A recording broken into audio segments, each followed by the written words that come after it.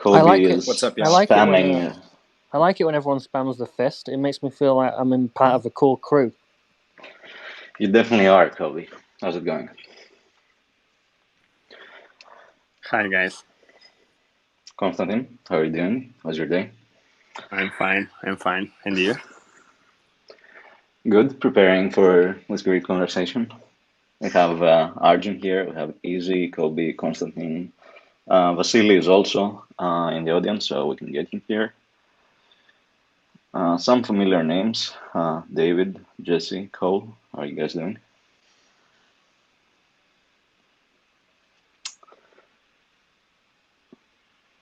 We'll get started in a short bit while we also wait for Hasu to join us.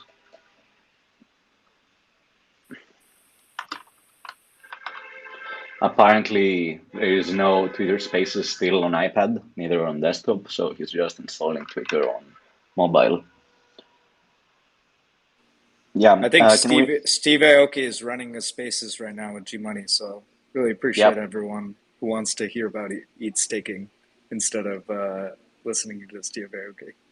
Who's Steve Aoki? never I think heard of he's like a him. guy who makes music of some kind.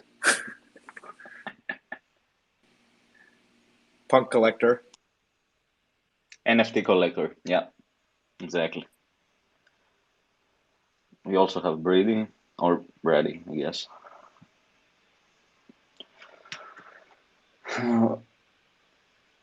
Yeah, we have also invited Vasiliy to come up. I'm not sure why he's not joining us. Maybe he's shy a bit.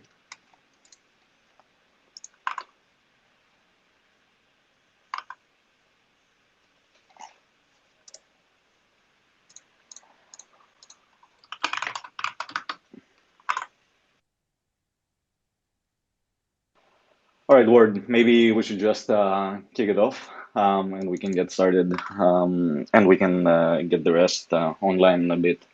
So, Kobe, do you want to talk to us about Lido, or is it too early to ask you about it? We've been talking about the burdens of Ethereum staking.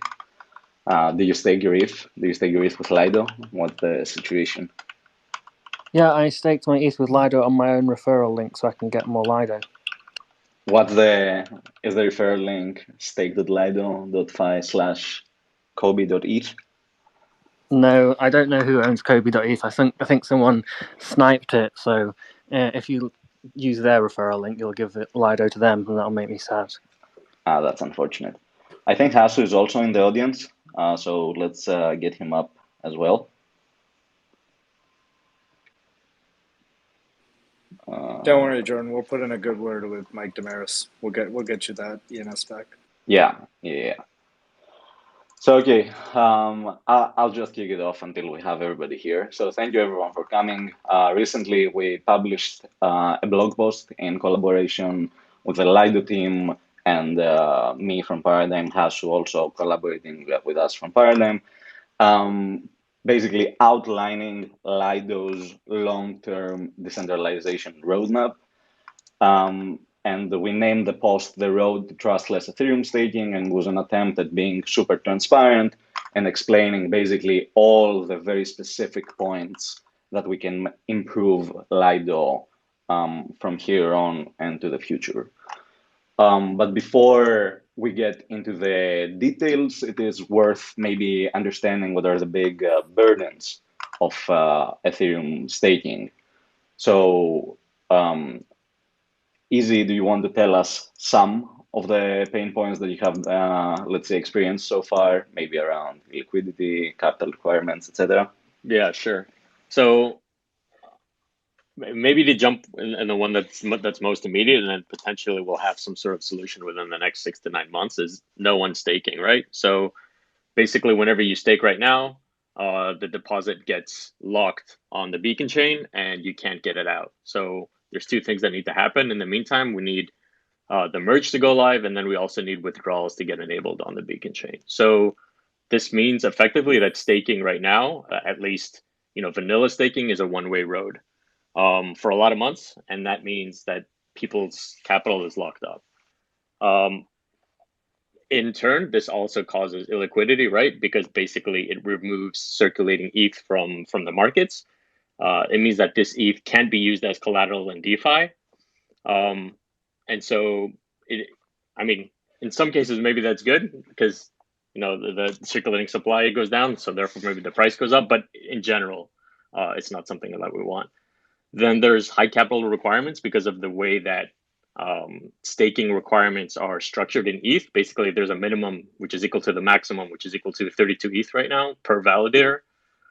So this means that users that have small or potentially, uneven balances that aren't multiples of 32, it prevents them from being able to easily allocate the ETH that they have into validation. And then there's also kind of like an operational burden in terms of like actually running, the machine and the software that's required isn't maybe super complex, but it is somewhat complex. And due to the fact that in Ethereum we have slashing, it's also potentially quite ruinous if you don't know what you're doing. Word. And let's say that these burdens are big enough that they make people staking with exchanges. It is surely a very attractive solution. We also have Jesse in our audience, where Kraken is one of the biggest holders of one of the biggest stakers in staked Ethereum. So I wonder, is it bad if a very large percentage of ETH gets staked in exchanges? If so, why, and so on? And anybody from the panel is free to take the question. Maybe Vasiliy, if you want. Do we have Vasiliy with us? Yeah, I'm here. So, what are some weak points with Ethereum staking? How it's designed? It's designed around people who don't have a lot of capital and still want to participate in validation.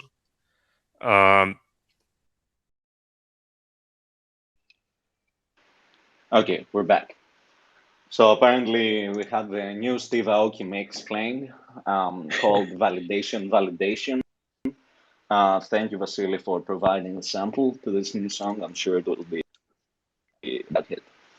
In any case, we'll be restarting the discussion in a few seconds. Yeah, it's already a second fireside chat about light decentralization. Space is moving so fast these days. Yes. Wait, did you say validation again, or did it lag? Yeah, can you try do it again? Invalidation. Does this work? Yeah. Oh my god. Yeah. Okay. So what I was saying was that design of Ethereum was very. It went to great lengths to make it possible to run a validator with basically not a lot of capital. The not a lot of capital is still like pretty big amount of capital by regular estimations. Like you need 32 ETH and a mildly beefy hardware to run a node and a validator client for Ethereum, but it's still about $60,000,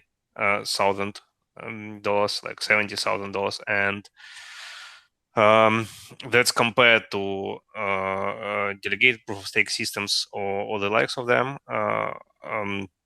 Is pretty small amount to be among the set of validators, which kind of makes sense if you eventually want to have a system that is only requires only a single honest participant to keep working, which is I think not impossible, but no one yet knows how to do it. But for now, the validation depends on majority of stake, and the design choices made by Ethereum made the majority of stake pretty hard to to validate by themselves. So most people can't run a node. They don't know how, and the ones who do how to run a node, they don't want to, because it's like it's not a lot of work, but it's some work. And if you want to do it well, it's much more work, and it's some risk, and risk on like not small amount of money basically. So most people won't do it, and that means that most people will delegate. And without a native delegation protocol in Ethereum, it means that they will delegate through non-native protocols. And the simplest and most convenient one of them is custodial delegation, basically giving you either in custody to someone to run a node for you and provide you other services like liquid staking or something. And we see it like in the record. Basically, if you take a look at the stake distribution in Ethereum, it's a lot of it are custodial operators like Bitcoin's use and exchanges and stuff. Yeah, I would. Word and no, sorry, go on, Hasu. Yeah, I would add to that. So for one, it is much easier for an exchange to implement sort of the same thing that's very hard to build for a native protocol, or to build into the native protocol, or by some application that exists on top of it, right? So an exchange that already custodies the ETH for their users can just stake it on their behalf, can issue another trading pair, because it just moves, like when you trade like one asset from one person to another, it just moves on the balance sheet anyway, right? It doesn't need to be unstaked or something. And yeah, this allows just to use the staked ETH that's sitting on the exchange balance sheet in various markets for trading, to use it as collateral, to collateralize, for example, a leveraged position. This is all stuff that people hold money on exchanges for. And if you have these capabilities of basically allowing people to unstake just by selling their staked ETH, if they can use it as collateral, if they can trade it, this is all, and of course, the primary one, basically, if they can outsource the staking itself, delegate it to the exchange, then this just creates a huge incentive for the user to do it on the exchange. But it also creates this, like, I mean, it creates this tragedy of the commons, right? Because if all users stake via an exchange, then everyone is worse off. But the individual incentives of the single user are to minimize the amount of work they have to put in and minimize the opportunity cost of staking. And yeah, I mean, that's why we'll sort of end up with this equilibrium, unless we can find a way to offer a native trustless solution that has the same benefits, that also handles delegation for you, that also allows you to use the asset as collateral and allows you to trade it while withdrawals from the beacon chain are not enabled, unless, yeah, I mean, except if you don't have this, then basically you will be prone to falling into this very negative equilibrium where all the staking happens on exchanges, and then exchanges become the largest block producers and end up controlling consensus. And you will ask, so why is this like a big deal? But exchanges are basically the some of the largest users of Ethereum already. And they already have a lot of political power and influence. And if they also control the consensus, then I think you get into very dangerous territory in terms of centralization. And exchanges are also, like, they have the largest regulatory attack surface, basically, of all the parts, of all the moving parts of Ethereum. And that's why I think it's so important, critically important, in fact, for the long-term health of Ethereum, that there is a native staking provider like Lido. Yeah, I also and one want to could add, say that perhaps the ideal. No, go on. Sorry. Yeah. So first of all, I want to say like happy birthday to Ethereum. I mean, today is like a birthday. It's Ethereum 6 years. And the second, I mean, when we speak about like stake distribution, we see that from one side, Ethereum tried to achieve the maximum decentralization, but from other side, in some ways, we should tell it, I mean, that it's failed. I mean, it's a lot of stakes through exchanges. It is still a lot of stake, run by individual, or we don't know by whom. But what we see is that it's not a lot of professional validators on on Ethereum network. Why? Because they didn't launch Ethereum nodes. They didn't provide the service because they didn't have a way to do, to accept the stake.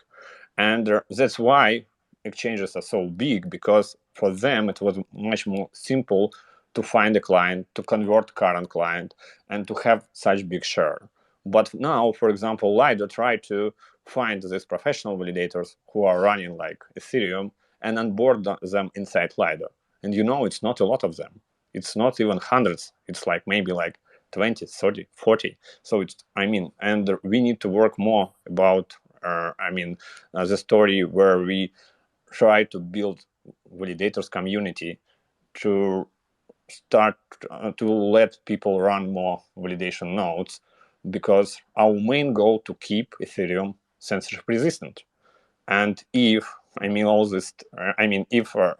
exchanges has better position for it, if they will have more staked with exchanges, then we will fail it. And this is a big issue. And we should understand that we should Konstantin, yeah. I agree with that. I wonder, Lido right now, as it is, there's a few points that can be, let's say, improved on getting us to a place where we have a fully trustless staking pool and staking derivative. Because currently we have credentials that are permissioned, we have the node registry, and so on. So do you want to tell us what do you think would be ways that we can improve the system over time, either Konstantin or Vasiliy?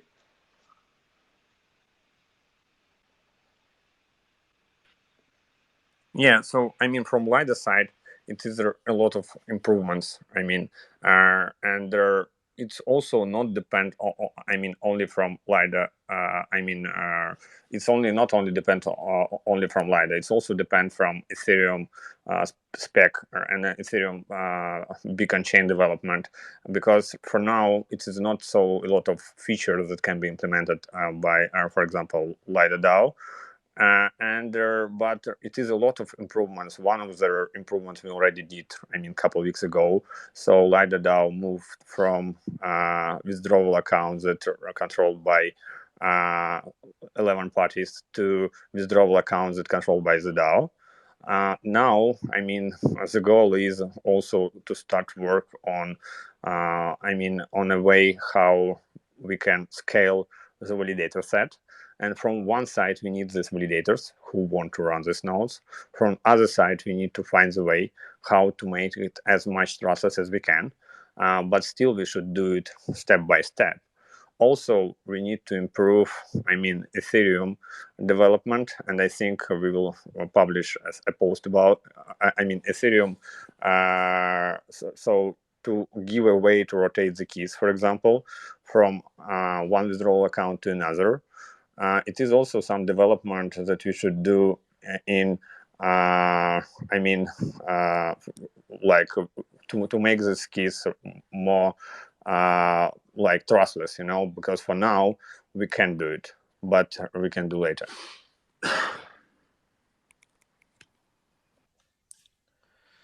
What I want to say here is, and my understanding is that right now we have some of our keys. Go on.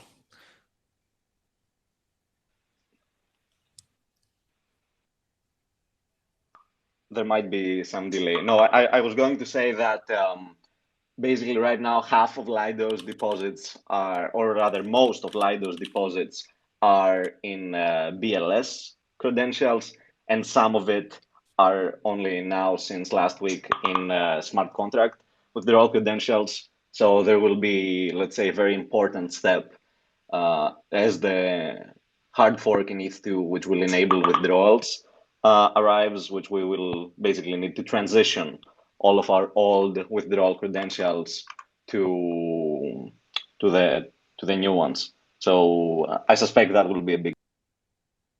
the future.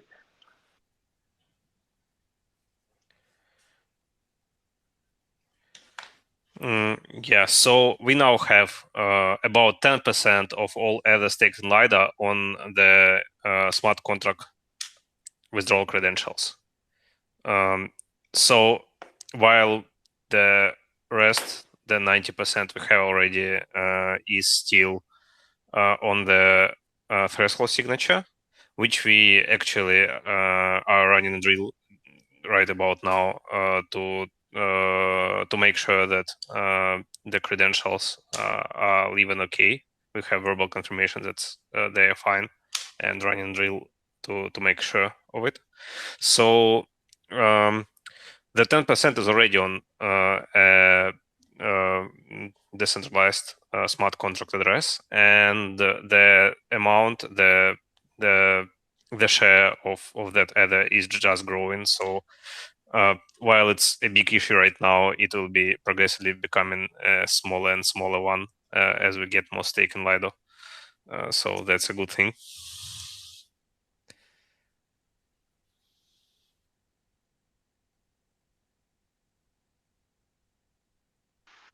Word. Hasu, I think you had some good questions that were slightly more challenging. So do you want to throw one or two? What? Sorry. I mean, what do you mean? I think we had. I think like there were a couple of questions around basically as Lido transitions to more, let's say, immutable design or more decentralized one, how will LDO operate in that context? So, yeah. Oh, okay. Do you want to give some context? Yeah. So, for example, this was one of the responses that we got to the post, right? Because there are a lot of LDO investors. LDO is the native token of Lido, and if the goal is for Lido to become an immutable protocol, there were like some people voiced their concern. What happens sort of to the value of LDO? And I think even the question alone comes from this misconception that the native token gets its value from the ability to govern something and using this governance ability to extract value. But I think this is like actually misguided. I think that the value of the token comes from yes, charging definitely fees on basically the revenue that node operators make, and right now the share of Lido DAO is 10% of that. And but you don't need any governance in order to extract that. What you need is a moat against somebody forking Lido and basically copying that without the fees or a lower fee. But I mean, a protocol like Lido actually has, any decentralized staking pool actually has a huge moat. First, the moat is basically, if you fork Lido, you cannot also fork the deposit, right? Like the Lido protocol has only one, like each instance of... You cannot fork the validators, exactly. Even more importantly. That's what I mean. You can fork the Lido protocol. How are you going to get all the good quality node operators on your thing? You could, but if you got all these guys that do not know how to operate nodes and then they all end up getting slashed, your staking derivative is not going to have a good time. Yeah, so Lido, like staked ETH is basically like USDC in that sense, because it represents a claim on something that exists off-chain. But off-chain in this case means the beacon chain, right? So whereas USDC means in a US bank account. But it's actually like one and the same. It's both off-chain to the native Ethereum chain. So if you fork something on the ETH1 chain, then you don't copy that thing that it represents a claim on that is off-chain. So that's actually like a big one.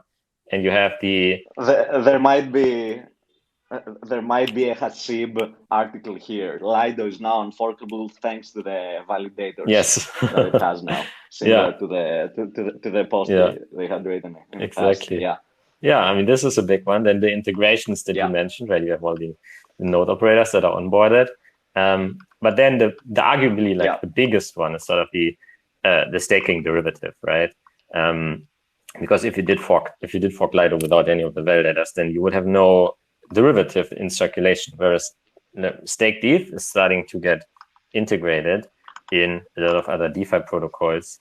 It will in the future get adopted by centralized exchanges. It will get adopted by decentralized exchanges, by lending markets, everything, right? And the market liquidity is hopefully going to be very deep. So, so the opportunity cost of using staked ETH instead of ETH is going to be as low as possible. I think that's the goal, right? And so I think we can pretty confidently say that making Lido trustless is not going to have any negative effect on LDO token holders. And in fact, you could argue, and this is definitely our hope, that it's going to have a very positive effect. Because if Lido was to stay centralized, then it would put sort of a socially enforced cap on how big it can get, right? Because the ETH community is not going to allow, hopefully, one staking pool to grow beyond a certain size if it contains any sort of centralization surfaces or governance attack vectors. Yeah, but there's a social like upper limit. Sorry to interrupt you, but there was also a nice comment by Joe Weisenthal from Bloomberg, where he said that if one can get yield on ETH without making a liquidity sacrifice, then whatever that rate, it should be considered ETH's risk-free rate, which is very important to have a risk-free rate on Ethereum. So in general, there's also this very, very clearly positive externality of having such a system. Yep, that was a great comment. Thanks. Yeah. Something else that we didn't touch on the post, but would be worth discussing is MEV. MEV was a topic that was very hot in the last few weeks, in particular with how the whole reorg discussion was happening on crypto Twitter and elsewhere.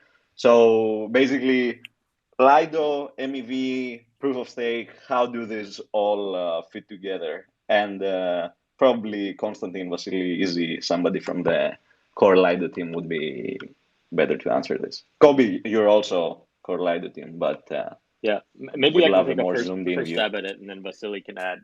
Yeah, go ahead. From a technical perspective. So, I mean, at its core, the way that Lido will handle MEV shouldn't change in terms of like how it handles Ethereum staking rewards, right? The ETH that's going to be used to create the potential for this MEV belongs to the stakers. Therefore, they should get the lion's share of the rewards, and node operators should get some commission from that.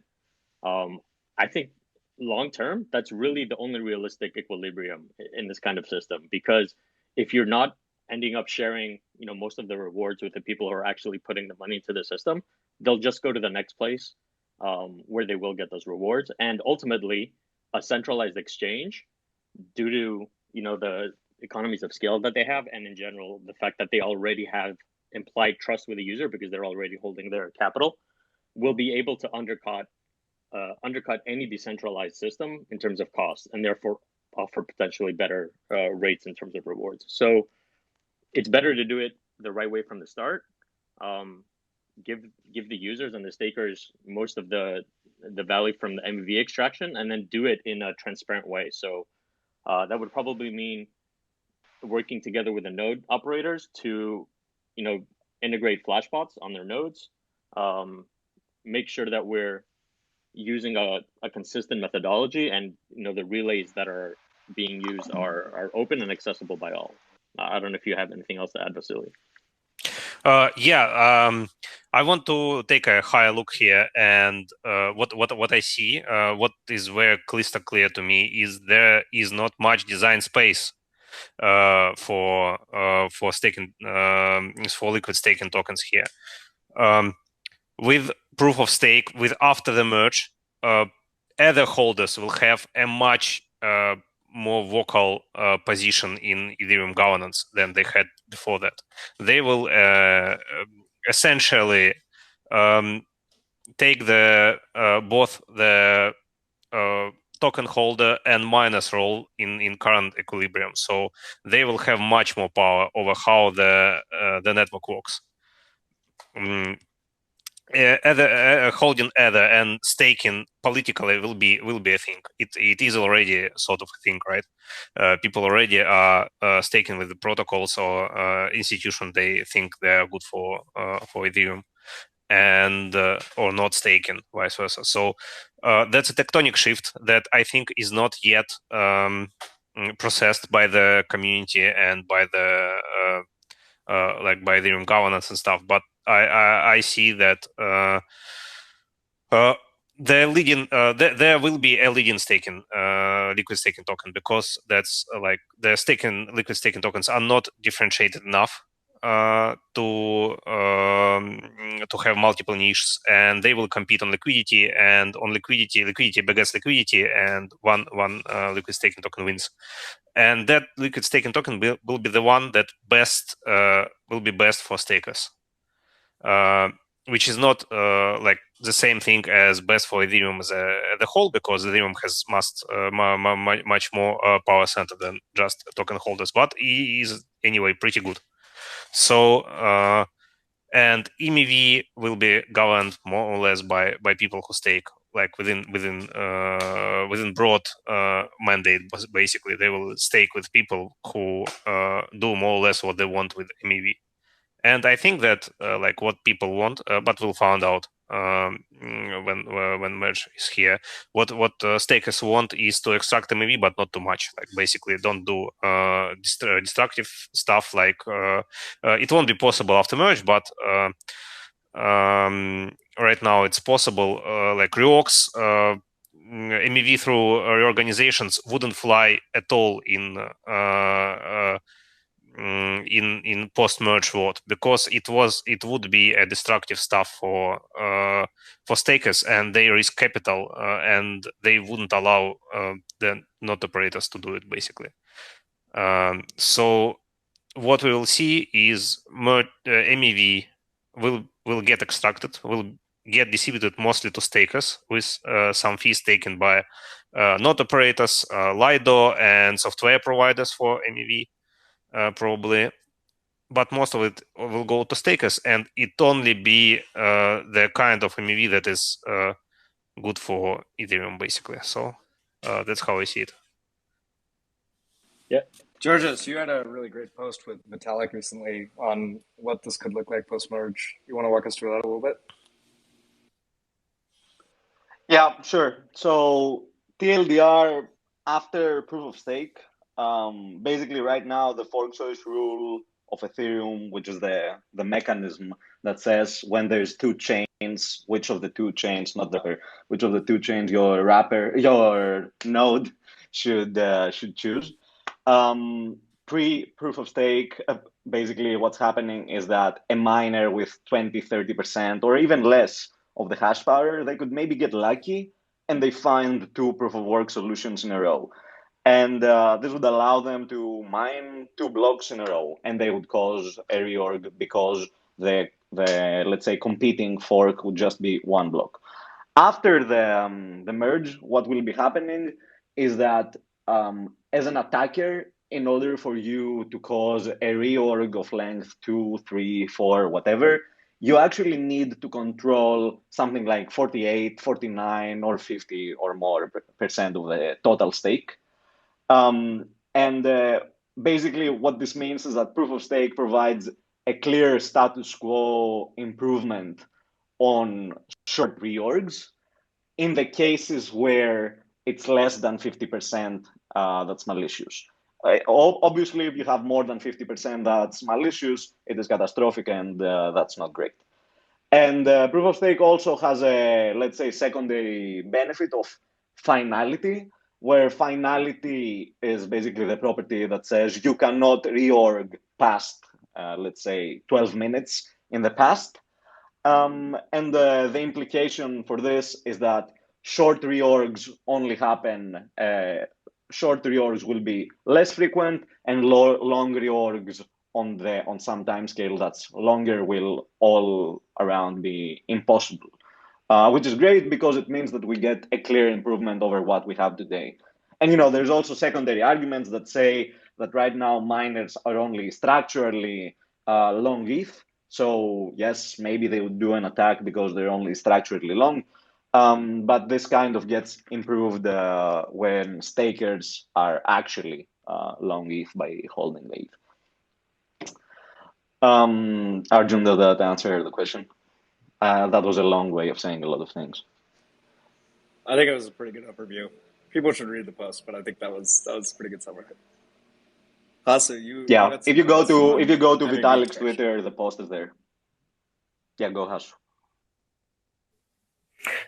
Hasu, sorry. Yeah, that was one thing that I was going to add on MEV and Lido. I think there's one problem that Lido is going to have to think about how they want to address this in terms of MEV, and this is sort of the problem of node operators hiding MEV from the Lido DAO, basically, right? Because if you think about it,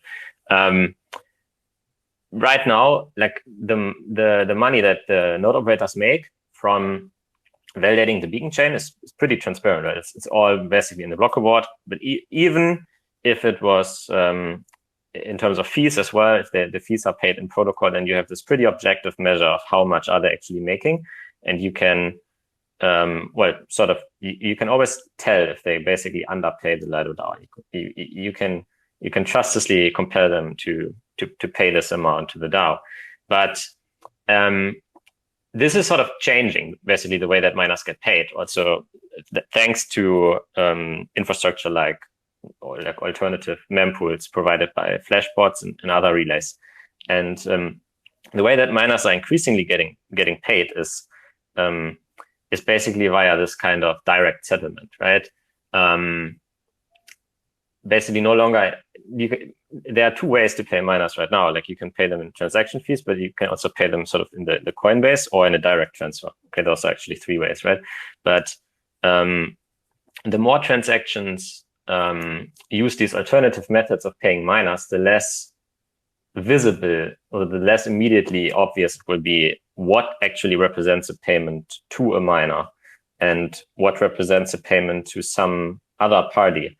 And so I think this is a challenge that is going to be particularly big for a protocol that is hopefully going to become immutable. Because if you're an exchange and you work with like two trusted professional validator firms, and you get wind of them, hiding some of their rewards from you, then you have a lot of pressure that you can put on them. But if you are a protocol where who is allowed to become a node operator and receive delegated funds, if this is all mediated in a trustless and automatic way, an objective way, then it all of a sudden becomes a much more difficult problem. So I think this is a topic that we're going to hear a lot about in the future in all forms of delegated staking.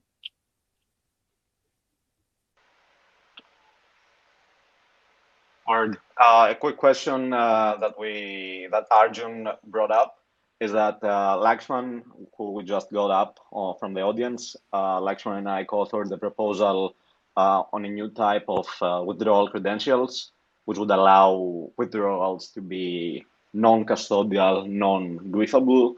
So Lakshman, hi, good to have you here. Do you want to give a summary of the work that we did?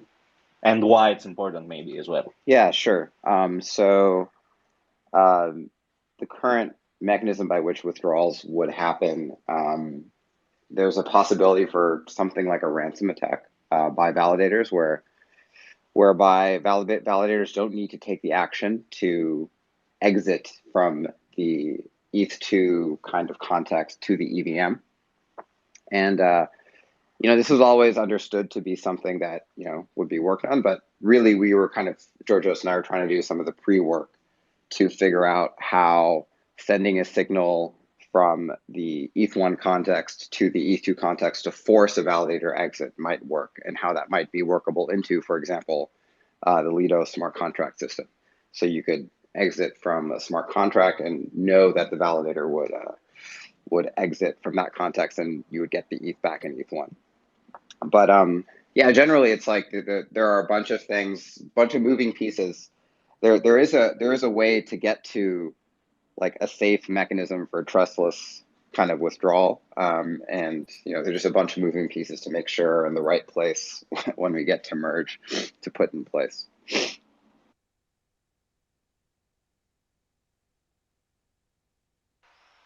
required. Yeah, I think that having this kind of new credential, either a new credential type or let's say an amendment over 0x1, would be honestly a huge benefit for every user of any staging pool, not just Lido. Yeah, it's a plus for just Ethereum. We also had definitely. Yeah, agreed. Yeah, I think we also had the what question. are the next steps there? I think the way to look at it is that Ethereum is making small changes to accommodate for delegation that is happening in practice, not with stake pool just, but with individual node operators that are staking for people and institutions and stuff. So that's how one will probably better to see it. Yeah, I think someone asked what the next. Right. There's also.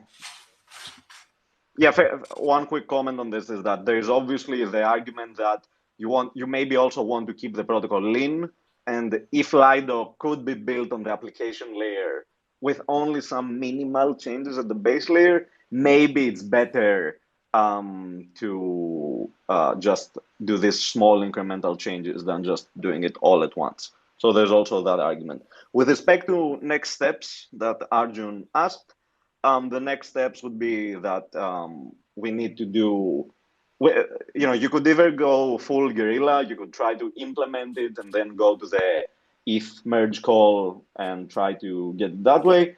The simpler approach is you bring it up in a call with the ETH2 developers. This happens on a bi-weekly basis. You discuss the topic, you say why this is useful, then you will make a pull request on the ETH 2.0 specs repository. That pull request will get a nice bit of healthy discussion. After that, it will get merged to the master branch or the main branch of the specs, and then each of the client teams will start implementing it. And a few months or weeks or whatever later, this will get queued up to be bundled in the next upgrade of the Beacon chain.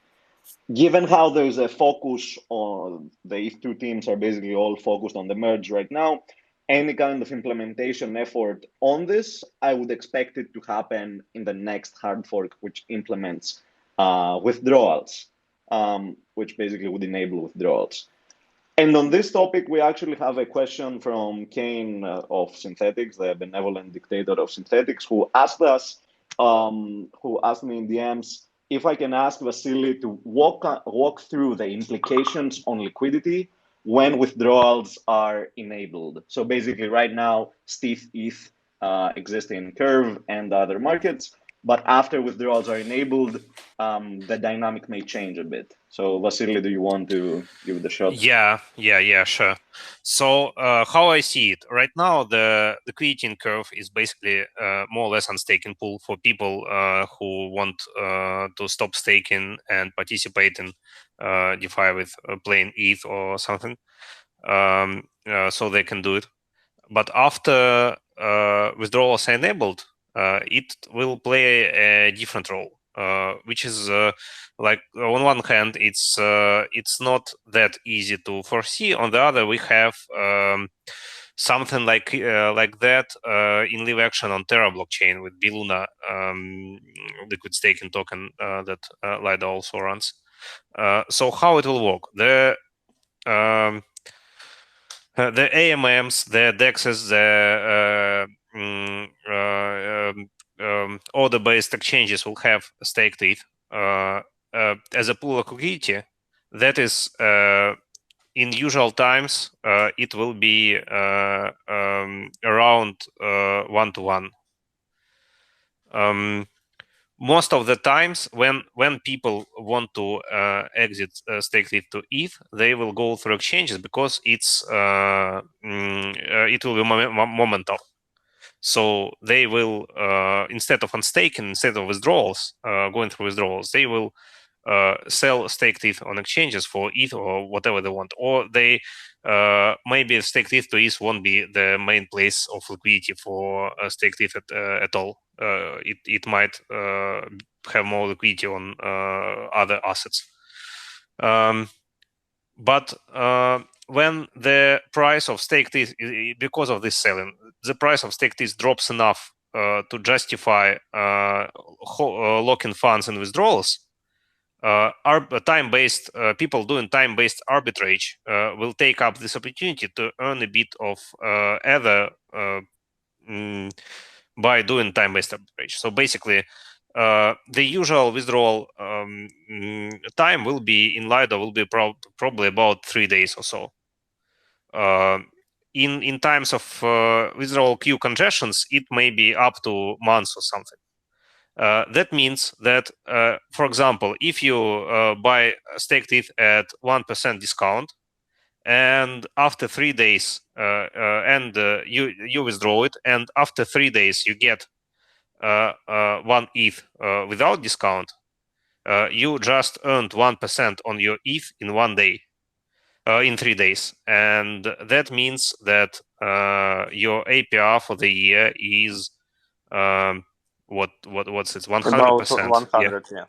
Yeah, a bit more than 100%. So that's a pretty good APR to have on it, right? So that means that likely the support level for staked ETH will be hanging about 10 to 20% APR on ETH. That means that the discount in fair weather will be 0.1% maybe or so, and discount in the support level in fair weather will be 0.1%, and when there is a lot of withdrawals going on, it will be like for a month it will be I think 1% probably when the withdrawal queue lasts a month. So that's how I envision the staked ETH liquidity. At some point, it's possible that this whole calculation won't make sense because staked ETH will be the unit of account and will be traded mostly instead of plain ETH. But I'm not sure that it will happen, and if it does, it won't be so.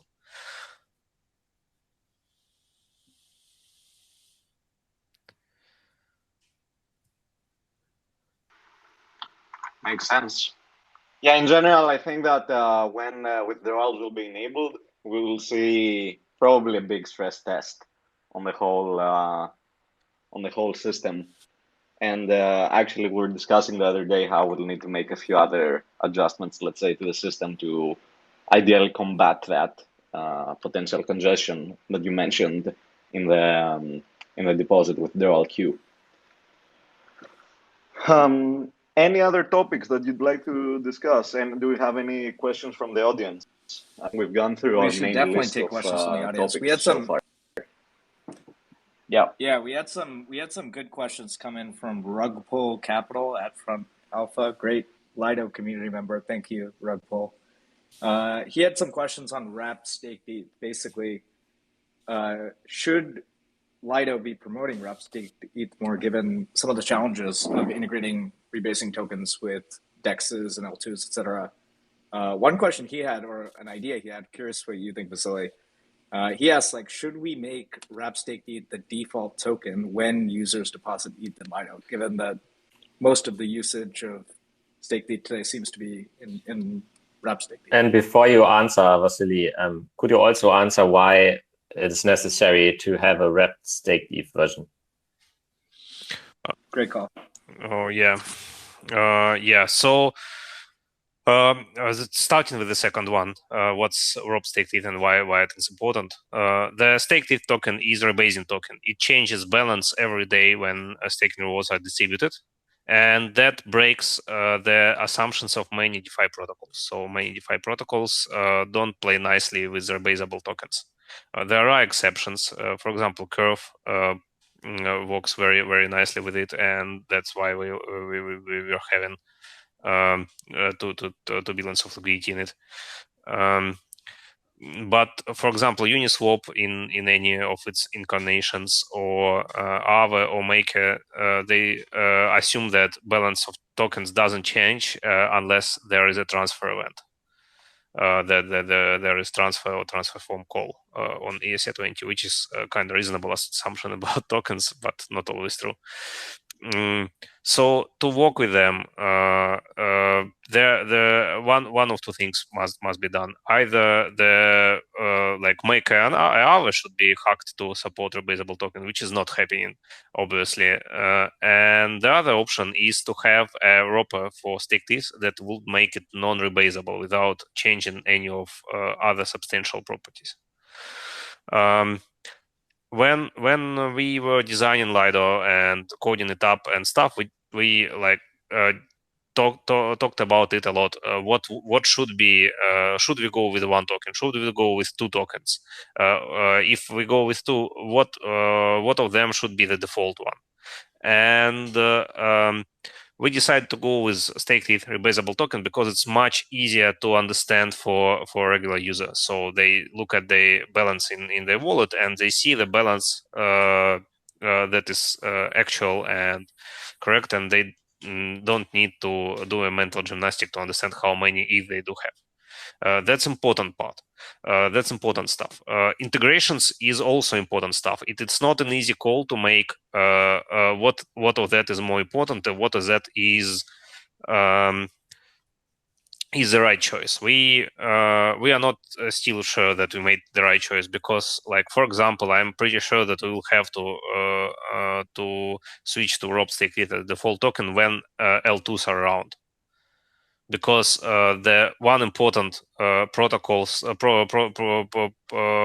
type that doesn't play nicely with rebasable token are bridges between different execution environments. And if L2 eats most of L1's lunch in terms of DeFi and stuff, that means they will have no choice but to support Rob stake leader as default.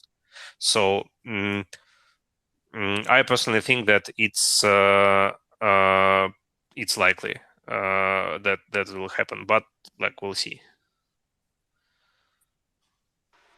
I mean, couldn't you, in order to make the UX, let's say, simpler, couldn't the staked Ether UX with the wrapped token be? It always shows you the same balance, and right below it shows you, your effective balance or your balance if you unstake or if you unwrap, something like that.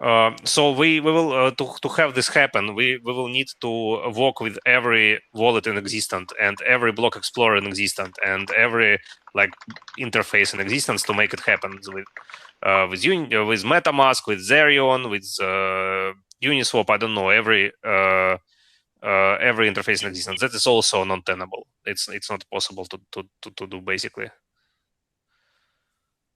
Yeah, and also you will need to show the price. I mean, the current price on the market. You need to show the amount of like ETH if you will unstake, and you will need to show the amount of wrapped staked ETH. So it's like 3 different numbers, and it's really complex.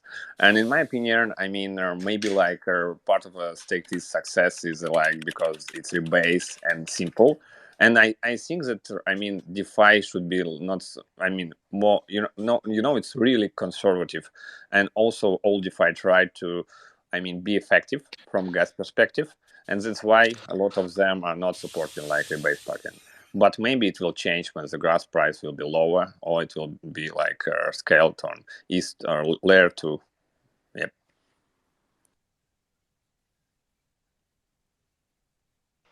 We also have Itamar from Argent in the audience, who will shortly be joining us in order to give his perspective, let's say, on staked ETH from the angle of one of the biggest wallets. I think we're having the classic technical issue where people think Twitter Spaces works from the browser, and then they have to do the whole switch to mobile. So this will take a few seconds. Thanks, George. A question? Yeah, Georgios, I'm in. Gone. Oh, there he is. There he is. Okay, great.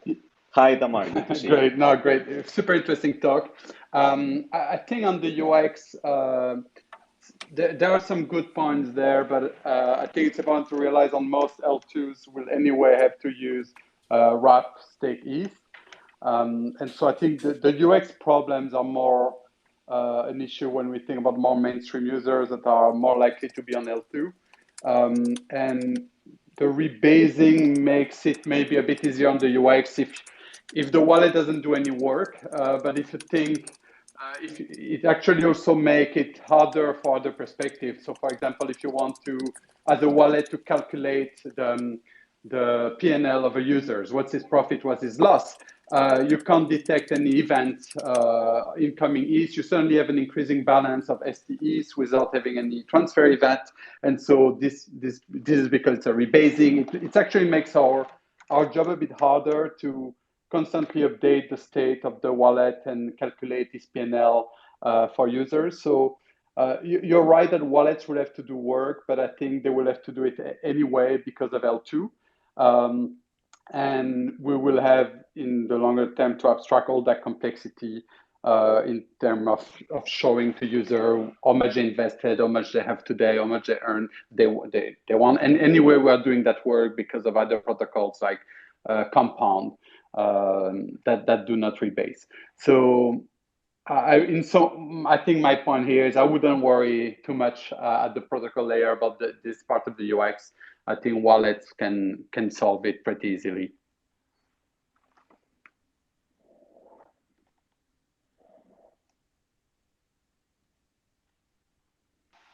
Do you think, Itamar, do you think that educating the user on the nuances is a very big ask? The thing is, we have to do it anyway. So you have to today, everything is extremely complex. We think about tokens that rebase, some that don't rebase, protocols that feel similar to user like Compound and Aave that behave differently. So anyway, you have all that education needed today. I think in the future, realistically, users will put dollar or other local currency in the system, and they will see an increase in value in dollar. A non-rebasing token is not different than having a stock, than buying some stock and the stock increase in value. I mean, that's what people are used to. STS is a bit unique in the sense people treat it almost more as at least our users. We've been very big users of Lido, and our users see it as a savings account, but in a new type of currency. So I think the UX will really depend whether people see ETH itself as their base currency or whether they see ETH as an investment, and therefore you are just boosting your investment by staking it in Lido.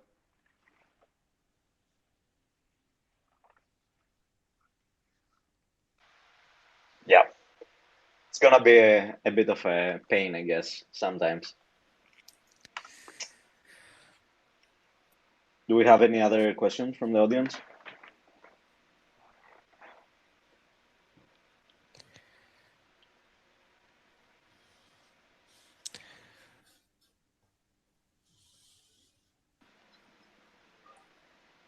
Okay, great. Maybe we have covered all the topics that we want to go through. So I'm giving it. I'm just delaying for a few more seconds to see if anybody will speak up. But if we have nothing else to say, I think we can wrap. So thank you all for being around.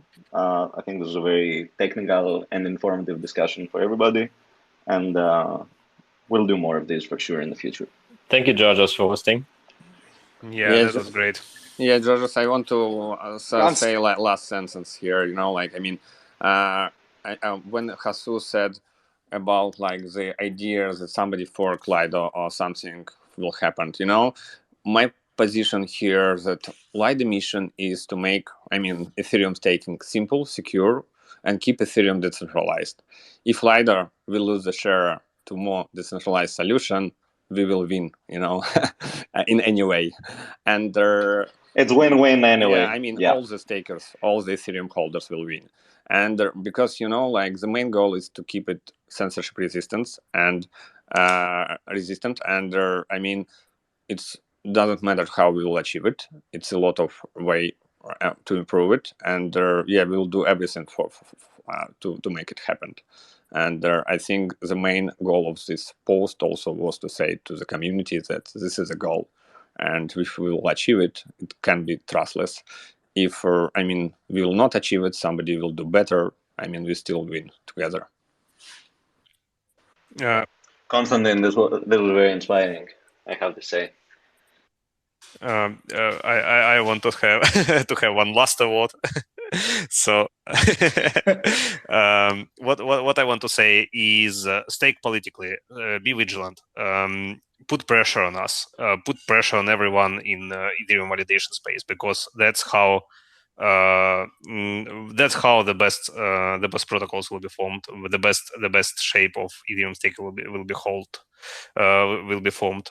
If stakers are active, if the community is active in putting pressure onto less than great solutions, we will be left with great solutions. That's under pressure. The best form of Lido will be formed. So please put that pressure on us. Everybody should be taking notes from this call and from this approach.